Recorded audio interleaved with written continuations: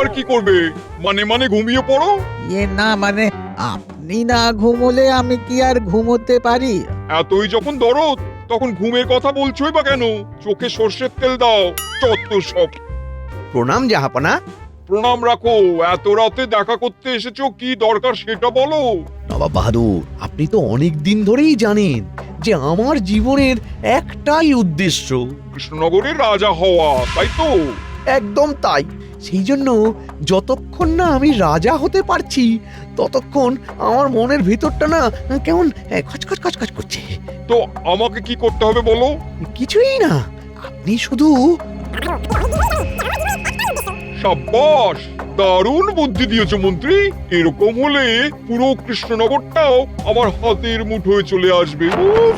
একদম আপনি শুধু চিঠি লিখে জানিয়ে দিন যে 1 মাসের মধ্যে ইংরেজ আসবে, কিন্তু আসলে 1 সপ্তাহের মধ্যে আক্রমণ করবে আপনার সৈন্য।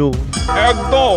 আমি অতর্কিতে হামলা করে বলবো, কৃষ্ণচন্দ্র, আমি তোমার সৈন্যবাহিনীর পারদর্শিতা পরীক্ষা করতে এলাম। হ্যাঁ, আর যেহেতু সেই মুহূর্তে সব সেনা আমার হেফাজতে থাকবে, তাই মহারাজ হারতে বাধ্য হবেন। আর আমি পাকাপাকি ভাবে কৃষ্ণনগর দখল নেব।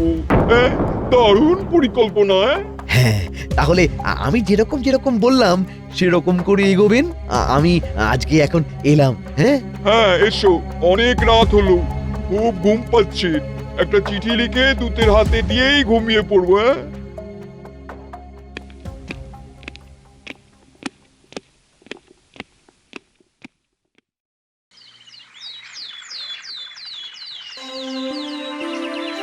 আচ্ছা, তোমাদের বলে রাখি, বিজ্ঞানী একটা গবেষণায় ব্যস্ত, তাই সে আজকে রাজসভায় আসতে পারেনি। মা, গবেষণা আর গবেষণা বাবা। মহারাজ, আমাদের রাজসভায় এতদিন মানুষেরা উপস্থিত থাকতেন, এখন তো দেখছি ঘোড়াও রয়েছে। এ কি গোপাল, তোমার কি মাথা কাজ করছে না? তুমি রাজসভায় ঘোড়া কোথায় দেখলে? কেন মহারাজ? আপনার ঠিক পাশে। এতদিন তো জানতাম ঘোড়া দাঁড়িয়ে ঘুমায়, আর আমাদের রাজসভায় যদি কেউ দাঁড়িয়ে দাঁড়িয়ে এরকম ঘুমোতে পারে তাহলে তাকে মানুষ বলি কি করে মহারাজ? এই মন্ত্রী,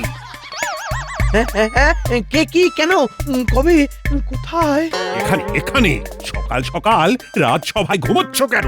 ইয়ে, আসলে মানে মহারাজ।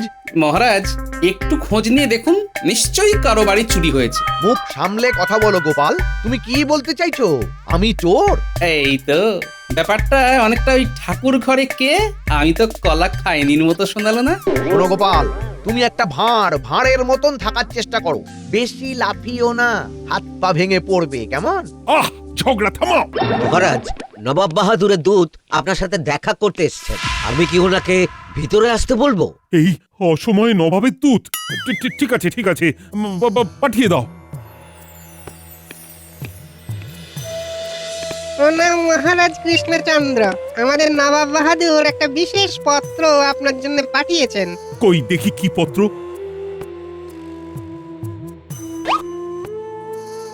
প্রিয় কৃষ্ণচন্দ্র, পত্রের শুরুতে অনেক অনেক ভালোবাসা। তোমার জ্ঞাতার্থে জানিয়ে রাখি, আগামী অমাবস্যা রাতে ইংরেজ সেনাবাহিনী সারা বাংলায় আক্রমণ করতে চলেছে।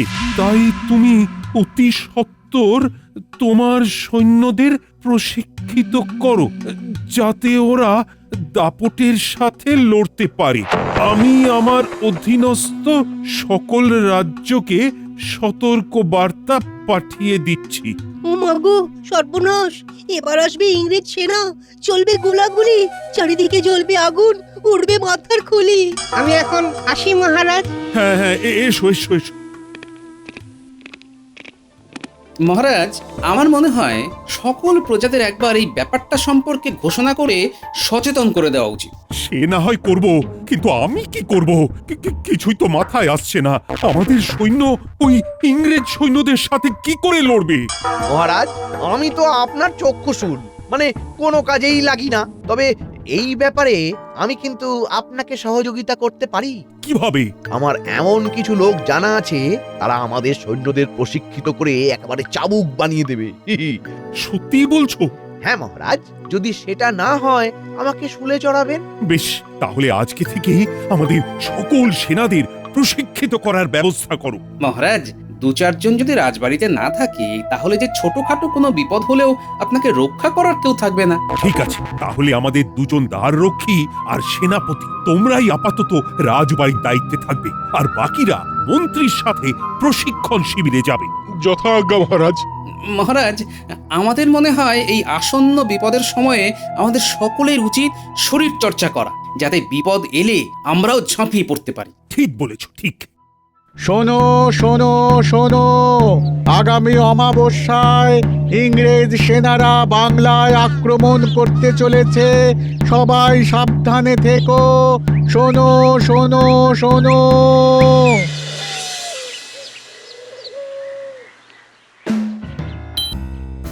আরে বাস, দারুণ তো! এটা কি বিজ্ঞানী? এটা হলো চুম্বক। এতে লোহাকে আকর্ষণ করার ক্ষমতা থাকে। বাহ, বেশ ভালো জিনিস তো। আমি একটু দেখবো। হ্যাঁ, দেখো না। এই বলটার ওপর থেকে ধরবো, তাই তো? হ্যাঁ, একটু ওপর থেকে ধরো। বাহ, দারুণ দারুণ! এটা তো শুধুমাত্র একটা ঝলক। আমি এমন এক শক্তিশালী চুম্বক বানাবো যেটার সাহায্যে একটা লোহার গরুর গাড়িকেও আকর্ষণ করে টেনে নেওয়া যাবে। কাজ অনেকটাই এগিয়ে গেছে, আর এই 2-3 দিনের মধ্যেই সেটা বানানো হয়ে যাবে। বাহ, আমার খুব মজা হচ্ছে, কিন্তু এখন রাজ্যের যা পরিস্থিতি তাতে মজা করা যাবে না। কেন গোপাল, কি হয়েছে? আজকে সকালবেলা নবাবের দূত চিঠি নিয়ে এসেছিল। চিঠি তো নয়, ওটা ছিল সতর্কবার্তা। কিসের সতর্কবার্তা? 1 মাস পরেই সামনের অমাবস্যায় আমাদের বাংলায় আক্রমণ করতে চলেছে ইংরেজ দল। সে কি গোপাল? হ্যাঁ, তাই তো তোমাকে জানাতে এলাম। তুমি বিজ্ঞান চর্চার পাশাপাশি শরীর চর্চাও করো, কারণ যুদ্ধ হলে কখন কাকে প্রয়োজন হয় বলা তো যায় না। সে না হয় সুযোগ পেলে করব। আমার বৃহৎ চুম্বক যতদিন না প্রস্তুত হচ্ছে ততদিন আমার শান্তি নেই। তাও ঠিক। আচ্ছা, আমাদের কৃষ্ণনগরের সশস্ত্র সেনা ইংরেজদের গোলা বারুদের মোকাবিলা কি করে করবে? আমাদের সেনাকে প্রস্তুত করার দায়িত্ব মন্ত্রী মশাই নিয়েছেন। ওনার কোনো পরিচিত প্রশিক্ষণ শিবিরে সব সেনারা আজকে চলে যাবে, তারপর সবাই চাবুক হয়ে ফিরবে। তুমি তো জানো মন্ত্রীর কথার দাম কি। তুমি একটু বিচক্ষণ থেকো গোপাল। হ্যাঁ, সে তো আমাকে থাকতেই হবে।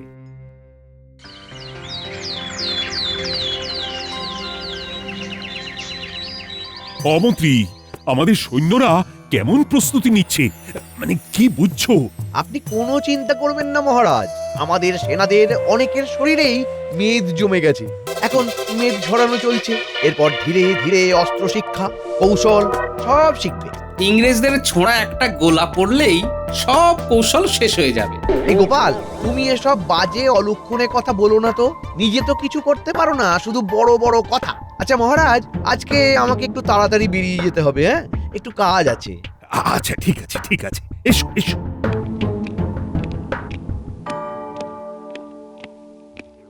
সেনাপতি, তুমি এক কাজ করো, রাজ্যে সাধারণ মানুষকে প্রস্তুত থাকতে বলো, আর এটাও বলে রাখো বিপদ এলে রাজ্যে যাদের যাদের কাঁচা বাড়ি তাদের জন্য রাজবাড়ির অতিথিশালা সব খুলে দেওয়া হবে। আচ্ছা মহারাজ।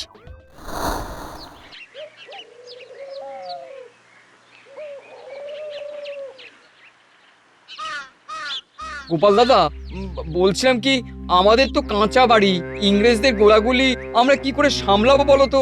সেনাপতি এসে তোমাদের কিছু জানায়নি? সে তো জানি না, আমি তো সারাদিন মাঠে ঘাটেই থাকি। মহারাজ সেনাপতিকে দায়িত্ব দিয়েছেন সবাইকে এটাই জানিয়ে দিতে যে বিপদের সময় তোমাদের মতন যাদের কাঁচা বাড়ি তারা রাজবাড়ি আর রাজবাড়ির অতিথিশালায় আশ্রয় পাবে। আমিও পাবো। আচ্ছা গোপাল দাদা।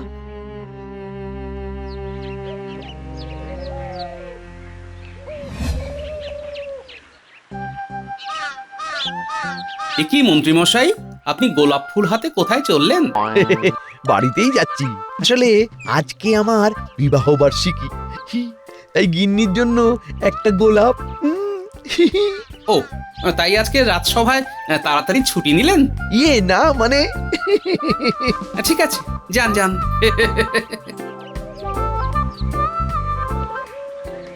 পুরো রাজ্য ভয়ে কাঁপছে আর এদিকে মন্ত্রীমশাইয়ের ভালোবাসায় উথলে উঠছে। না, ব্যাপারটা খুব একটা সুবিধের লাগছে না। সাবধানে পা ফেলতে হচ্ছে।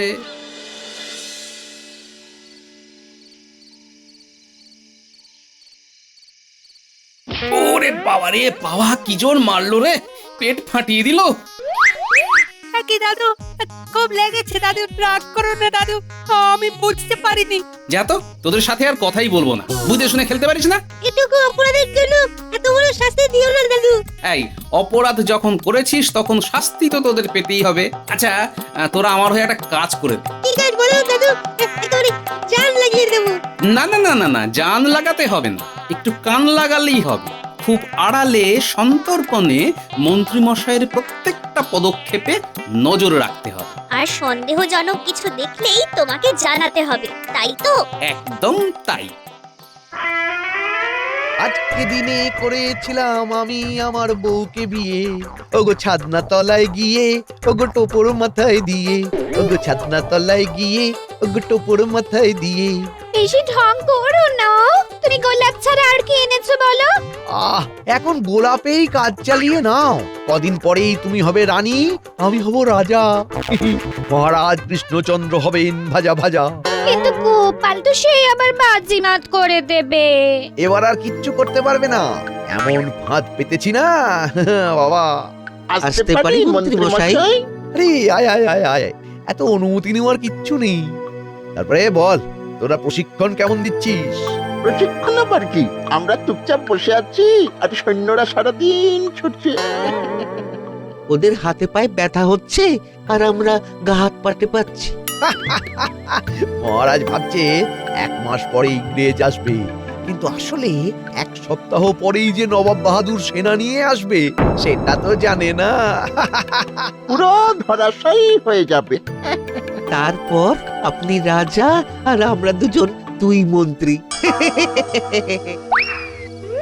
ওরে বাপরে, মন্ত্রী মশাই তো এবার বিশাল বড় ছক কষেছেন রে। বেশি দেরি না করে চল এক্ষুনি গিয়ে গোপাল দাদুকে ব্যাপারটা জানাই।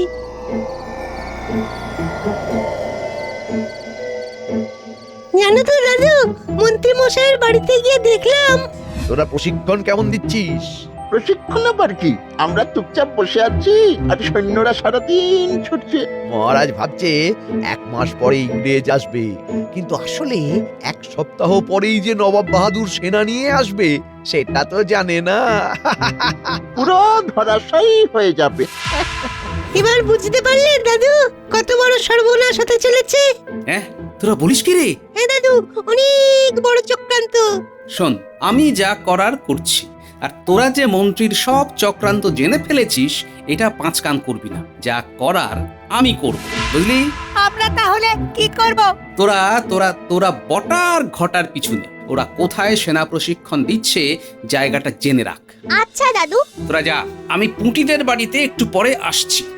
আমি রান্নাঘর থেকে সব শুনেছি গো। বলছি তুমি মহারাজকে পুরো ব্যাপারটা জানিয়ে দাও না। না গিন্নি, এত কাঁচা কাজ আমি করব না। আমি হাতে নাতে মন্ত্রীমশাইকে ধরব। এখন কাউকে কিচ্ছু বলবো না, সব হবে গোপনে।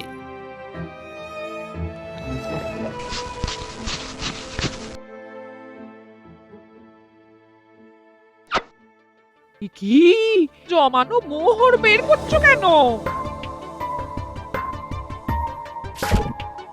ভালো কাজের জন্যে ভালো খরচ হয়, কথা বলো না।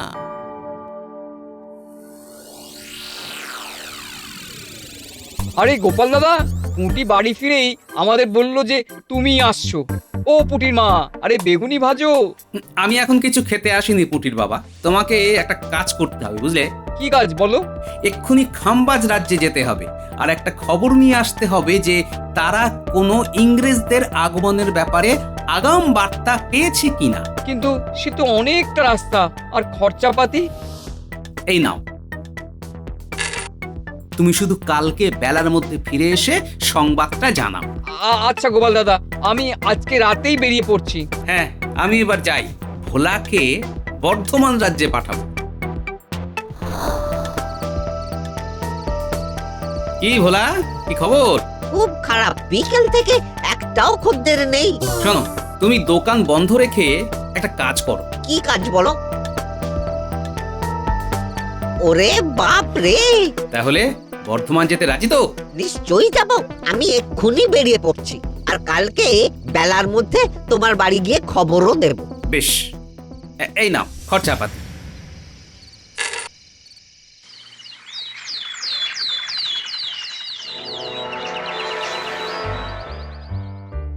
তাড়াতাড়ি কর বটা, প্রশিক্ষণ শিবিরে যেতে হবে তো। হ্যাঁ হ্যাঁ, করছি করছি। এত তাড়াহুড়োর কিছু নেই। উপপাড়ার প্রান্তে যেতে আর কতক্ষণ সময় লাগবে? বলছি আমরা তো কদিন ধরে ওঠবোস করেই চলেছি, ইংরেজদের বিরুদ্ধে এই লড়ার শিক্ষা কখন পাবো? সব সময় এলে পাবি। এখন যা বলছি করে যা। দাদু, উপপাড়ায় প্রশিক্ষণ চলছে। গোটা আর ঘটা কাকা ছদ্মবেশে প্রশিক্ষণ দেওয়ার নামে সেনাদের উঠবস করাচ্ছে। আচ্ছা, এই ব্যাপার। ঠিক আছে। আরে তোকে যে কি বলে ধন্যবাদ জানাবো।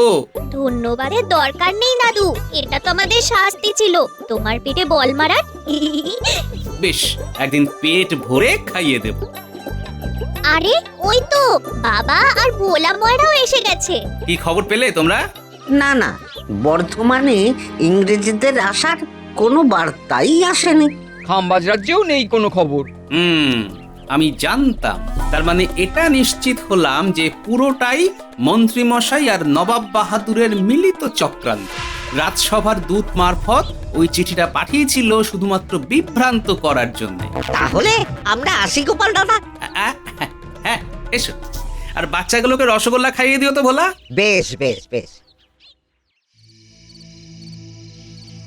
মহারাজ, আপনিও তো চিন্তা করবেন না, আমাদের সেনারা তো প্রশিক্ষণ নিচ্ছে, ঠিক একটা সুরাহা হয়ে যাবে মহারাজ। কোনো সুরাহা হবে না রানীমা, ক্ষমা করবেন, অনুমতি না নিয়েই এলাম। কি গোপাল? গুরুত্বপূর্ণ কথা আছে। কি কথা বলো? এক, ইংরেজরা আসছে না বাংলা আক্রমণ করতে। নবাবের চিঠিটা শুধুমাত্র আপনাকে বিভ্রান্ত করার জন্য। দুই, নবাবের সাথে মন্ত্রীমশাই ষাট করেছেন রাজা হবেন বলে। তিন, নবাব বাহাদুর আর কদিনের মধ্যেই কৃষ্ণনগর আক্রমণ করবেন। আর চার, সেনাদের প্রশিক্ষণ দিচ্ছে ছদ্মবেশী বটা আর ঘটা। এত খবর তুমি কোথা থেকে পেলে? আমার শিশু গুপ্তচর বাহিনী মারফত। মন্ত্রীর আমি মজা দেখাচ্ছি। না না মহারাজ, এখন কিচ্ছু করবেন না। আপনি ঠিক আক্রমণের আগের দিন রাতে সেনাদের পূব পাড়া থেকে নিয়ে আসার বন্দোবস্ত করুন, আর কোনো এক কামারকে বলুন আমাদের সকল সেনার জন্য কাঁসা পিতল বা লোহা ছাড়া অন্য ধাতুর অস্ত্র বানাতে। সে কি, তা কেন? সে সময় এলেই বুঝতে পারবেন মহারাজ। আমি বাকি সব সাজিয়ে নিচ্ছি, তবে মন্ত্রী মশাই ও নবাব যেন কোনোভাবেই বুঝতে না পারেন যে ওনাদের চক্রান্ত আমরা ধরে ফেলেছি। না না না না, তুমি আমাকে বাঁচালে গোপাল। উফ! আমি এখন আসি মহারাজ, বিজ্ঞানীর সাথে দেখা করতে হবে। কি বিজ্ঞানী, আবিষ্কার কতদূর? আবিষ্কার হয়ে গেছে। এই দেখো, এই দেখো, এই চুম্বকের আকর্ষণ এত তীব্র যে কড়াইটা সরাতেই পারছি না টেনে। সাব্বাস, এই তো চাই। তোমার এই আবিষ্কারই আমাদের কৃষ্ণনগরকে বাঁচাবে বিজ্ঞানী। কিভাবে? শোনো, নবাবের সেনাদের হাতে থাকবে লোহার অস্ত্র, আর তারা যখন আক্রমণ করতে আসবে রাজবাড়ির দরজার সামনে এই চুম্বক লাগানো থাকবে, আর ওদের সব কিছু এই চুম্বক টেনে নেবে। আরে বাস, গোপাল, দারুণ ভেবেছো তো। সব ব্যবস্থা হয়ে গেছে, এবার শুধু যুদ্ধের দিনের অপেক্ষা।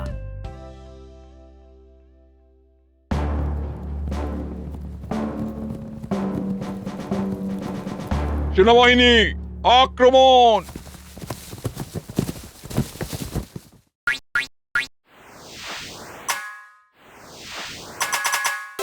এই মাটি করেছে, আমাদের সব অস্ত্র তো এমনি এমনি উড়ে চলে গেল। হ্যাঁ, ও জাহাপানা, একবার সামনের দিকে তাকিয়ে দেখুন, আমাদের সব অস্ত্র কৃষ্ণনগরের রাজবাড়ির দরজায় লাগানো কি একটা জিনিস টেনে নিয়েছি।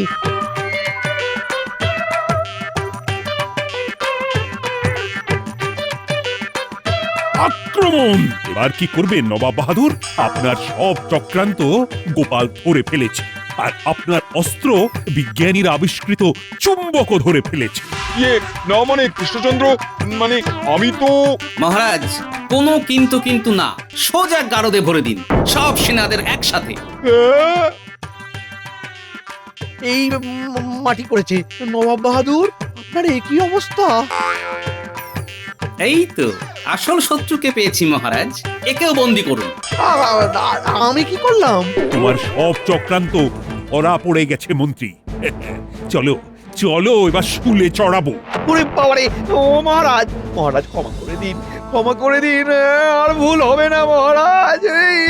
আর ক্ষমা না। আর ভুল হবে না, আর হবে না, এই শেষ মহারাজ। সত্যি গোপালের বুদ্ধি আর বিজ্ঞানীর আবিষ্কার আজ আমাদের বাঁচিয়ে দিল। দূর, এবারও গোপাল বাজিমাত করলো। দূর দূর দূর।